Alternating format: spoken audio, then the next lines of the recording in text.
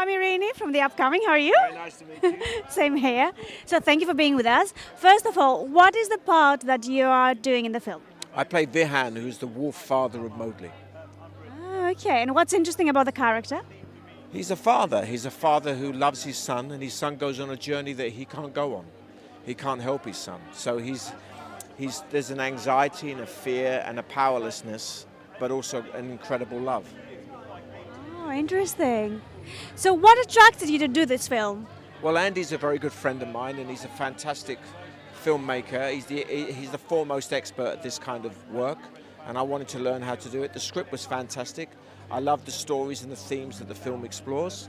And when he asked me to do it, and I could spend some time with him and I could do the job, I thought I would.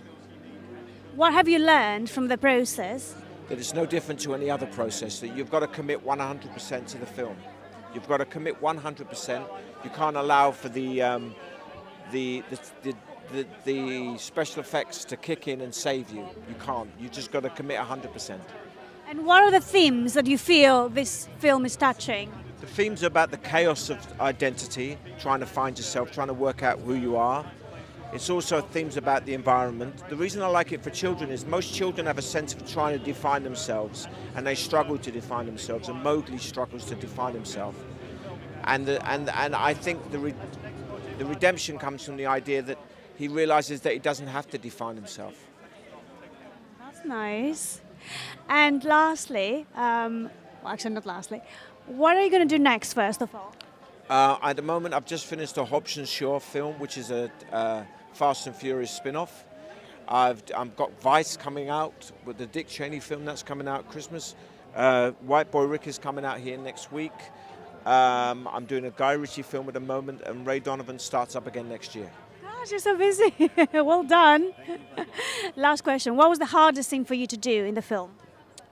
To wait for it to come out. It took 5 years to make. To keep coming back and watch the process and watch be patient and let Andy do his job. And I liked it because it didn't sugarcoat the story anymore. What it did was it took all the big numbers out, the song numbers, and allowed you to explore the emotional roller coaster ride of the boy and to explore the themes of the ecology as well, the environment. There's no difference, from my experience, there's no difference to any other film. I just completely 100% commit to the film I'm doing. I give 100% to the performance. You can't give 50% and know that the CGI guys will add it for you. You can't. You've got to give 100%.